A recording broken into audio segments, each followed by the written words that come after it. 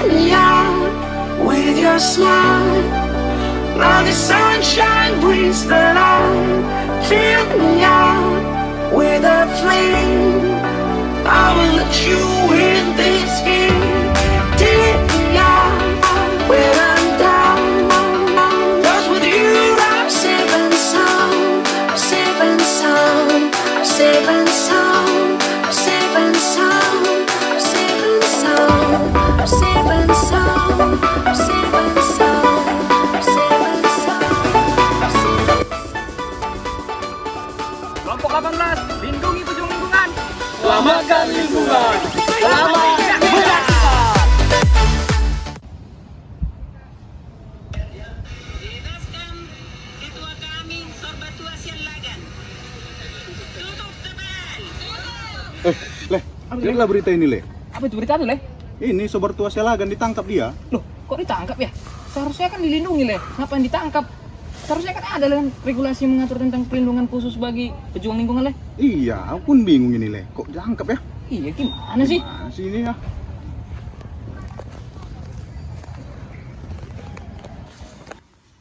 Nah, teman-teman pada bingung kan? Ayo kita tanya aja ke teman-teman lain.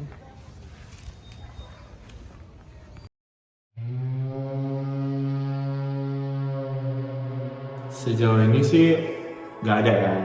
Di media Instagram, media TikTok jarang ada tampak di For Your page. Kalau dari saya pribadi sih pernah mendengar kalau misalnya aktivis lingkungan itu dalam memperjuangkan hak-haknya itu ditangkap. Tapi mungkin untuk kejadian konkretnya saya agak lupa gitu. Kalau aku juga sendiri berapa kali melihat di surat kabar, memang ada beberapa kejadian, memang pernah lihat beberapa aktivis lingkungan yang juga ditangkap. Nggak pernah sih. Kalau aku sih nggak pernah, tapi pernah dengar dari dosen tentang orang yang memperjuangkan hak atas lingkungan hidup di daerah Sulawesi atau Kalimantan. Kayaknya pernah dengar sih mengenai kasus itu. Ya. Pernah tahu. Baru tahu ini sih. Kalau saya dari pribadi pernah sih dengar pengaturannya. Kalau nggak salah di Undang-Undang PPLH. Tapi kalau secara rigidnya saya kurang tahu. Kalau aku juga pernah sih melihat dan juga pernah belajar, tapi untuk regulasinya lebih lanjut mungkin aku lupa ya dan juga kurang tahu gitu. Belum tahu sih. Kalau aku belum tahu. Kayaknya tuh waktu kelas hukum lingkungan pernah dengar sih mengenai regulasi itu. Yang pastinya PPLH. Sejauh ini aku baru ngambil mata kuliah hukum lingkungan dan di situ ada regulasi mengenai perlindungan orang-orang yang punya hak juga terhadap hak-hak mereka mengenai lingkungan hidup.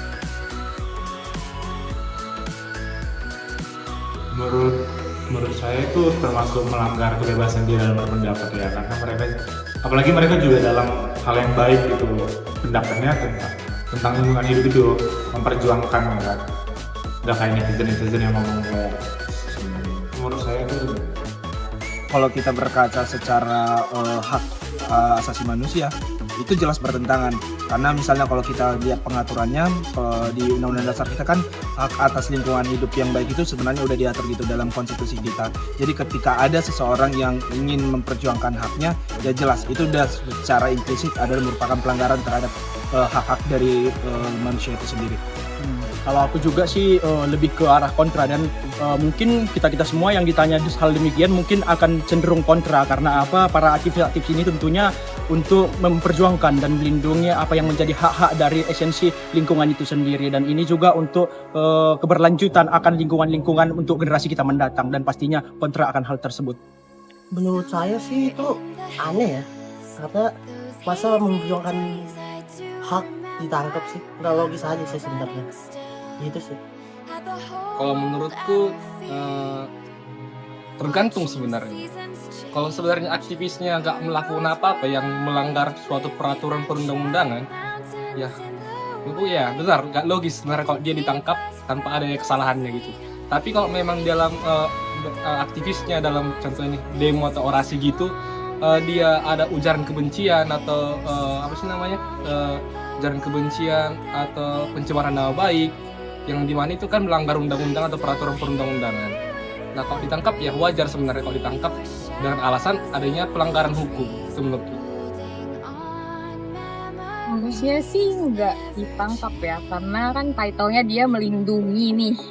Jadi harusnya nggak ditangkap. Kalaupun ditangkap mungkin alasannya harus yang pas gitu, kenapa ditahan. Gitu sih, apalagi kan ini lingkungan ya, terus pasti banyak hubungannya tuh dengan masyarakat. Harusnya pemerintah tuh lebih mentingin peraturan buat melindungi aktivis-aktivis perlindungan lingkungan.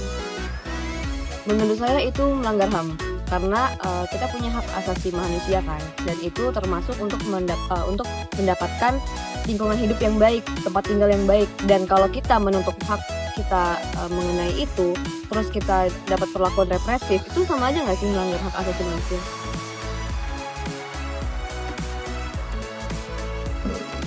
Kalau untuk regulasinya, pastinya tujuannya untuk melindungi dari si pihak yang melaporkan itu ya. Pasti ya gitu lah. Ya jelas tadi seperti yang saya bilang, kalau misalnya apa sih kemudian tujuan politiknya, hukumnya, ya jelas untuk mengimplementasikan amanat konstitusi kita yang udah jelas dinyatakan seperti hak untuk lingkungan hidup yang laik dan lain sebagainya. Itu sih kalau dari aku. Kalau aku aku sendiri simpel ya. Ketika para aktivis ini memperjuangkan hal-hal yang positif, maka pemerintah harus hadir untuk melindungi apa yang menjadi hak-hak mereka begitu. Menurutku tujuan pemerintah dalam mengeluarkan regulasi aktivis tadi ya sebenarnya untuk menjaga hak asasi manusia, yang dimana setiap orang bebas berpendapat dan bebas mengeluarkan suara atau pendapatnya terkait dengan masalah-masalah yang berkaitan dengan lingkungan, seperti aktivis lingkungan hidup. Sama aja sih sebenarnya, untuk menyalurkan aspirasi kita sendiri sih gitu kan. Ya itulah. Harusnya sih tujuannya untuk melindungi yang seperti kata rekan saya tadi, melindungi mungkin aktivis supaya nggak ditangkap karena alasan yang tidak jelas tuh, dan perlindungan terhadap kayak ngerawat lingkungan hidup. Sebagai kita kan penanggung jawabnya nih, kan manusia, jadi lebih terlindungi aja, jadi tahu harus ngapain, mana yang harus dijaga, bagaimana cara penjagaannya. Setuju sih sama pendapatnya gitu.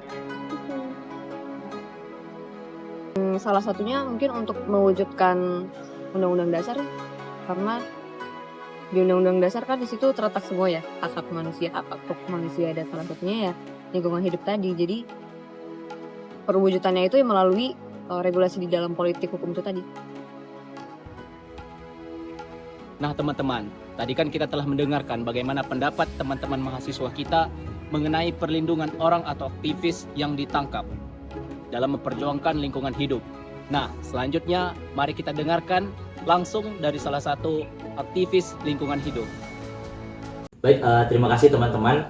Hidup rakyat, hidup mahasiswa. Jadi saya Dioga Kemit, staf advokasi Kontras Sumatera Utara. Dalam hal ini juga saya menyapa kawan-kawan dari kelas G, Fakultas Hukum USU, dan terkhusus dengan teman-teman ya, kelompok 18 yang dalam hal ini ingin membahas terkait regulasi Permen LHK nomor 10 tahun 2024 terkait dengan perlindungan pejuang lingkungan.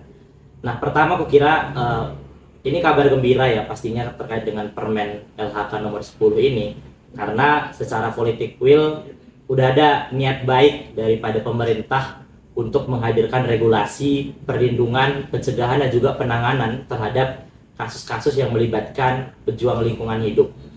Nah, tapi tentu terkait dengan regulasi ini, kita juga cukup kecewa karena lahir setelah 10 tahun ya Kementerian Lingkungan Hidup Siti Nurbayati menjabat, setelah banyaknya kasus kriminalisasi. Karena menurut catatan kita juga lebih dari 1.100 orang ya dari 2014 sampai 2023 di rezimnya Pak Joko Widodo, banyak pejuang lingkungan yang dikriminalisasi oleh aparat penegak hukum khususnya gitu. Bahkan ada perempuan pun juga anak-anak yang suara-suaranya dibungkam oleh aparat penegak hukum kita. Terkait dengan regulasi ini tentu saya sudah membaca ya Permen LHK nomor 10 tahun 2024. Sebenarnya sudah banyak secara substansi yang dibahas dengan sangat spesifik terkait dengan perlindungan bagi para pejuang lingkungan. Bahkan mekanisme-mekanisme penanganan juga dijelaskan dan dituangkan dalam permen ini. Tapi yang menjadi penting sebenarnya pertanyaannya adalah apakah kira-kira lahirnya permen ini akan memberikan kepastian hukum terhadap para pejuang lingkungan? Karena yang juga menjadi pertanyaan kita bersama, kenapa sebenarnya kriminalisasi terhadap pejuang lingkungan hidup itu masih kian hari kian masih terjadi gitu. Saya udah mencatat beberapa poin highlight ya terkait dengan alasan tersebut. Saya tadi ada mencatat 3 poin penting sebenarnya terkait dengan kenapa masih banyak kriminalisasi pejuang lingkungan. Yang pertama tentu adanya perspektif pemerintah pun para penegak hukum kita yang masih lemah terhadap lingkungan hidup. Karena menurut saya terkait dengan anti-SLAPP sebenarnya itu sudah menjadi alasan yang cukup bagi pemerintah untuk menolak perkara yang menyasar para pembela lingkungan. Nah, yang kedua itu ada terkait dengan pemerintah dan aparat penegak hukum yang masih cenderung kalau bahasa saya menjadi juru bicara ya, bahkan kerap kali menjadi pembela para korporasi perusak lingkungan hidup. Nah, lalu yang terkait dengan yang terakhir kukira yang lebih penting adalah adanya penegakan hukum yang lemah dalam memastikan terkait dengan pembela lingkungan hidup ini bebas dari pembungkaman. Nah, karena dalam kasus-kasus kriminalisasi pejuang lingkungan ini kerap kali ada tindakan pembalasan yang dilakukan oleh korporasi pun atau perusahaan terhadap pejuang lingkungan hidup. Nah, jadi terkait dengan permen kembali saya bahas nomor 10 2004 ini, saya menilai ada kelemahan dari permen ini sebenarnya, yaitu terkait dengan minimnya atau tidak adanya intervensi terhadap lembaga-lembaga penegak hukum kita gitu. Jadi para aparat penegak hukum kita itu masih berlandaskan pada upaya-upaya mereka sendiri, kepolisian, kejaksaan, bahkan pengadilan ini tidak dapat diintervensi oleh permen ini sebenarnya gitu, sehingga para aparat penegak hukum kita dengan perspektif ataupun konsepsi anti-SLAPP yang belum tuntas akhirnya membuat penegakan hukum ini kian hari kian tergerus. Jadi sebenarnya meskipun sudah memberikan angin segar ya, secara politik will memang sudah memberikan angin segar, tapi secara implementasi ada PR besar, PR penting bagi aparat penegak hukum untuk sama-sama punya visi terkait dengan perspektif pejuang lingkungan ini sendiri gitu. Karena seingat saya juga Mahkamah Agung ada sertifikasi kemarin terkait dengan hakim bersertifikasi lingkungan gitu. Kenapa pun Mahkamah Agung membuat sertifikasi tersebut tentu adalah dengan harapan para penegak keadilan khususnya hakim dalam memutuskan suatu perkara berkaitan dengan lingkungan dapat mengambil perspektif pejuang lingkungan dan juga lingkungan kerusakan daripada korporasi ataupun perusahaan. Nah, yang terakhir mungkin yang jauh lebih penting adalah terkait dengan upaya-upaya pemerintah ini ketika tidak disosialisasikan permen ini kepada aparat penegak hukum khususnya 3 lembaga tadi, maka kita akan cukup curiga nantinya permen ini hanya menjadi wacana ataupun pajangan belaka gitu. Karena seperti yang disebutkan di awal sudah banyak dikriminalisasi. Apalagi kasus Daniel mungkin yang baru-baru ini, pejuang lingkungan hidup yang ya syukurnya bebas di pengadilan tingkat banding. Tapi anehnya adalah perspektif hakim dalam memutus Daniel ini adalah ada kontradiktif dalam putusannya, bahwa ada kesepakatan sepemahaman bahwa ya benar Daniel ini secara undang-undang ITE itu telah melakukan bla bla dan segala macam. Nah, aku kira harusnya tidak ada kontradiktif seperti ini ketika hakim sudah berperspektif terkait dengan pejuang pembela lingkungan gitu. Karena sekali lagi anti-SLAPP sebenarnya menjamin para pembela lingkungan ini untuk tidak dapat digugat secara pidana maupun atau perdata. Nah, aku kira terakhir terkait dengan pembahasan regulasi permen ini, lagi-lagi saya tidak akan bosan menyampaikan bahwa yang harus kita ubah adalah terkait dengan perspektif aparat penegak hukum kita. Karena kalau hanya sebatas regulasi permen LHK ini yang dihadirkan, secara implementatif akan jauh dari realitas hukum kita, yang mana polisi sebagai pintu pertama terkait dengan kriminalisasi ini kerap kali lebih mengedepankan kitab undang-undang hukum pidana ataupun KUHP dibandingkan dengan permen yang sudah lahir ini. Sehingga kukira ketika tidak ada intervensi terhadap aparat penegak hukum, tidak ada pemahaman konsepsi anti-SLAPP yang utuh dan juga kesadaran terkait pembela lingkungan, maka selama itu pula akan terus terulang kriminalisasi dan juga kerusakan-kerusakan lingkungan. Mungkin itu yang boleh saya bagikan kepada kawan-kawan. Kiranya perspektif terhadap korban dan pembela lingkungan hidup tetap menjadi urusan paling pertama dan utama dalam kasus-kasus konflik kerusakan lingkungan. Terima kasih. Nah teman-teman, kita udah dengerin pendapat dari mahasiswa dan orang yang turun serta langsung dalam memperjuangkan hak atas lingkungan hidup yang sehat.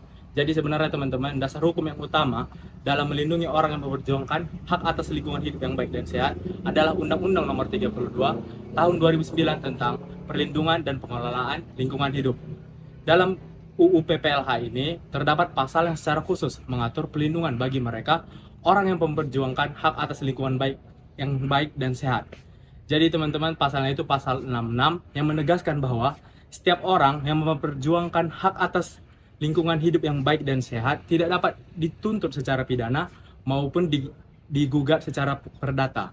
Yang kemudian diatur lebih lanjut dalam Peraturan Menteri Lingkungan Hidup dan Kehutanan Republik Indonesia Nomor 10 Tahun 2024 tentang perlindungan bagi orang yang memperjuangkan hak atas lingkungan hidup yang baik dan sehat.